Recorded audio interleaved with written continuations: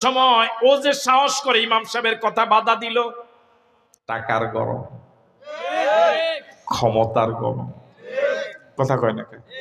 আপনারা যেভাবে আস্তে আস্তে কোন মনে হয় আপনাদের গলা তো গরম নাই। কয়টা গরম তার? একটা হচ্ছে টাকা, আর একটা হচ্ছে জনবল। একটা কিসের গরম? একটা হলো আনকানা জামালিন, সে মালওয়ালা। সে কিওয়ালা? টাকার গরমে ইমাম সাহেবের কথা সে বাধা দেয়, কোরআনের মাহফিলে সে বাধা দেয়। 2 নম্বর হলো ওয়াবানিন, তার জনবল বেশি, কর্মী বাহিনী বেশি, লাঠিয়াল বেশি। এই টাকার গরম আর জনবলের গরম, এই 2 গরম যদি একসাথে হয় উপায় নাই। কথা কয় না? এই 2টা যদি আলাদা আলাদা হয়, ওনার টাকার গরম, ওনার জনবলের গরম, আলাদা আলাদা গরমে তো থাউন যায় না।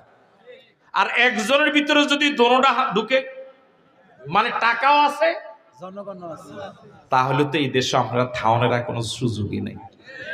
ঠিক আছে কথা? টাকার গরম এত মারাত্মক। একজনের রাস্তা দিয়ে হেঁটে যাচ্ছে, স্বাস্থ্য খুব ভালো, নাদুস নুদুস, 35 বছর বয়স, যুবক, কিন্তু টাকা নেই।